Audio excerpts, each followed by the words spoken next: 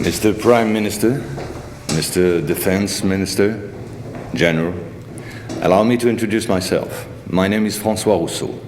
I'm in charge of an informal research group, which does not appear in your organization charts. Our president, to whom I personally and exclusively refer, thought it useful, if not necessary, that I clarify for you a certain number of issues.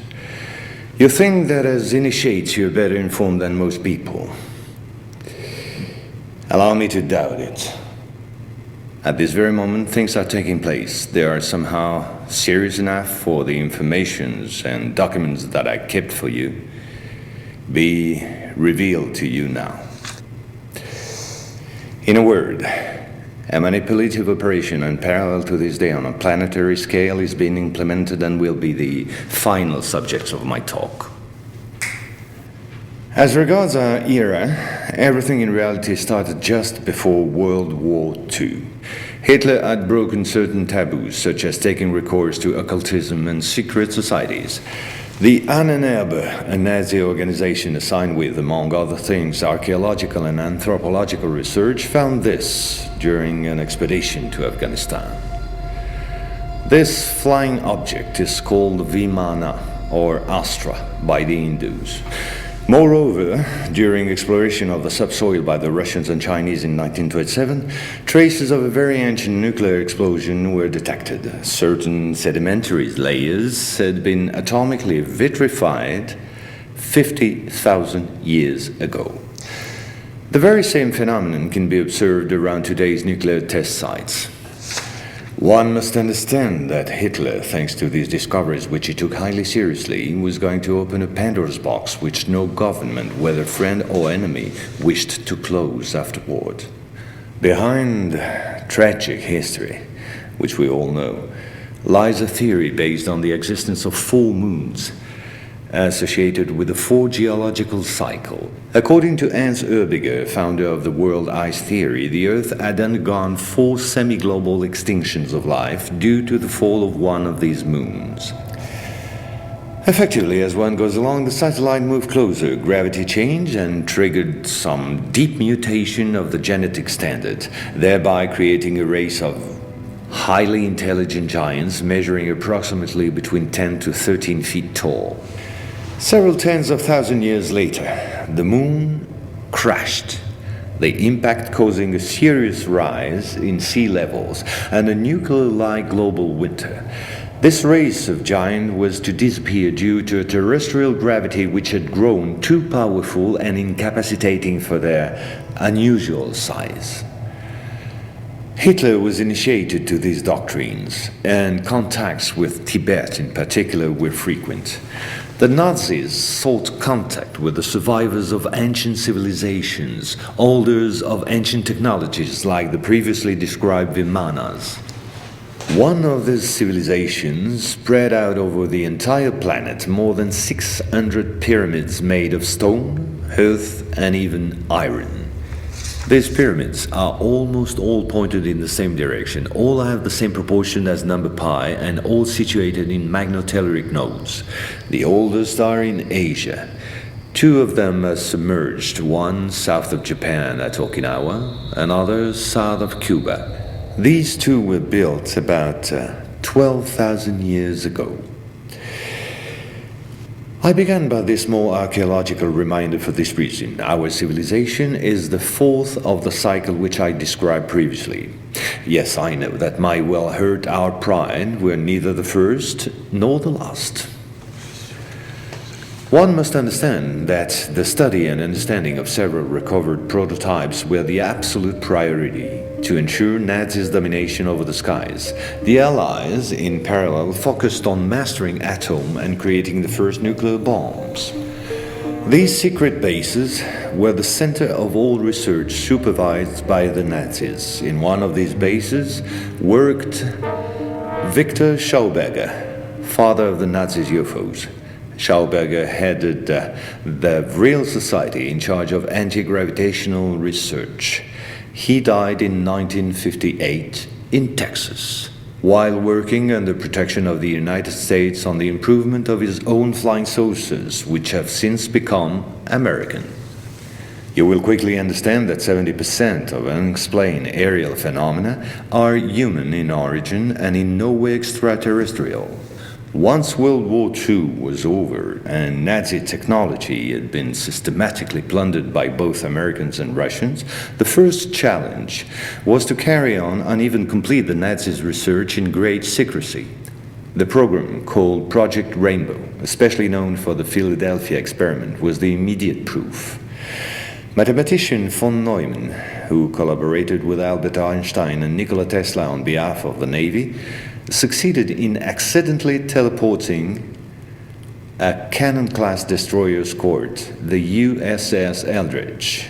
These photos, supplied by Morris K. Jessup before his suspicious death, are rare testimonies for this unique experiment. In the same time, the first Indo-Aryan technology prototype trials did not go by unnoticed. The military had come up with a more efficient parade than secrecy.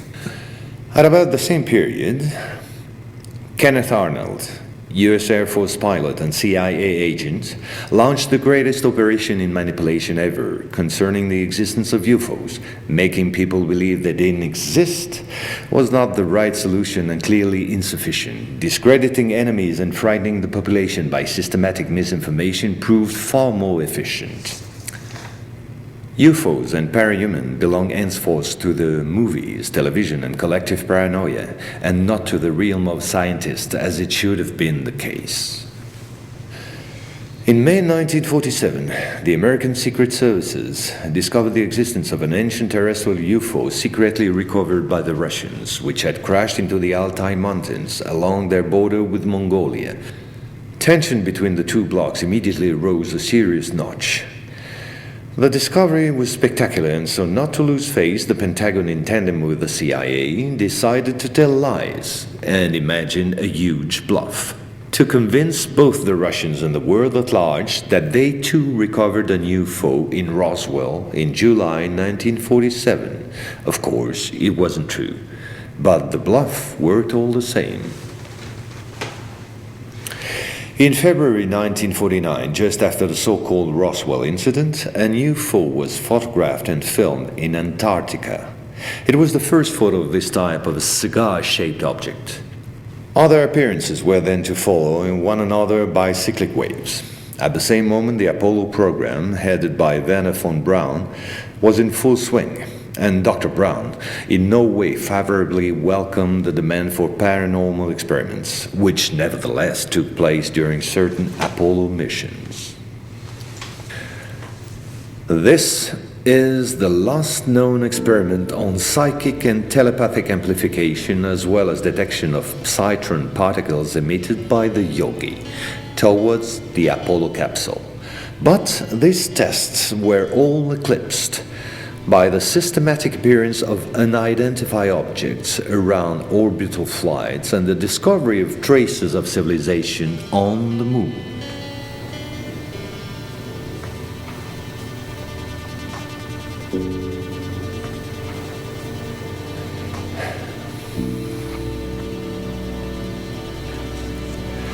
NASA had to face an avalanche of data and embarrassing proofs. The only solution was to put everything under the cloak of defense secret. In 1971, the Jason Directive set up a special retouching service whose purpose was to erase all signs of civilizations or ruins on the moon, especially in those photos intended for the general public and the press. In June 1965 has appeared this in a satellite report in the area of Deception Islands, south of Argentina. The Russians tried to sabotage the refloating operation in vain, despite the violence of the confrontation. The flying object was finally brought back to Edwards Air Force Base in California. And 10 years later, the first anti-gravitational drone using magneto-hydrodynamic propulsion, or MHD, made its debut test flight in the desert around Edwards Air Force Base, where a number of prototypes came into being. The Belgians got a small glimpse of so-called UFOs in 1989 and 1990. The incriminating model was a triangular-shaped Astra TR-3B or XR-7, capable of flying in total silence at more than Mach 10. Now, I would like to speak to you about another concrete application of such technology. The B-2 bomber, whose development started in 1982. The official B-2 stealth bomber, which flew for the first time in 1989, was to serve as cover for another unconventional B-2 to be built in parallel. This top-secret model used, among other things, a plasma creation system, exploiting the airflow like an MHD generator.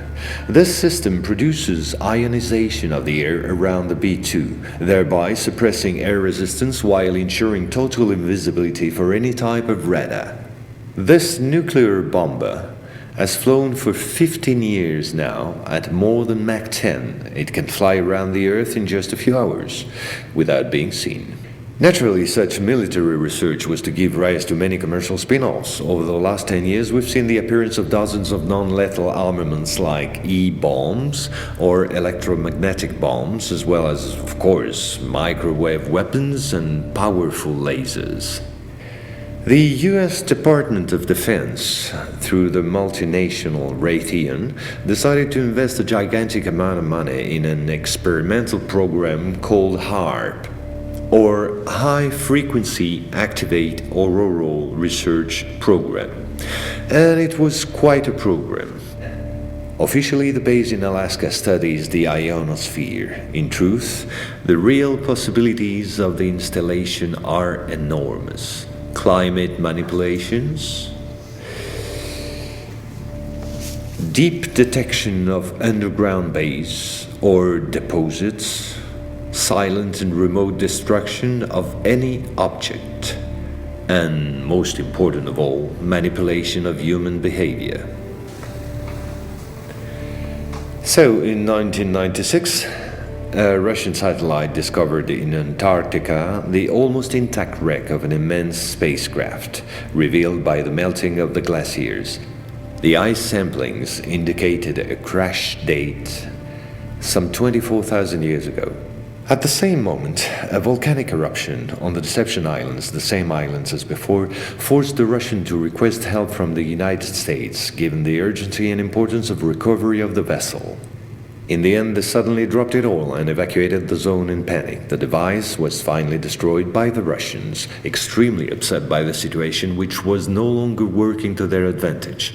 No country will have such opportunity again.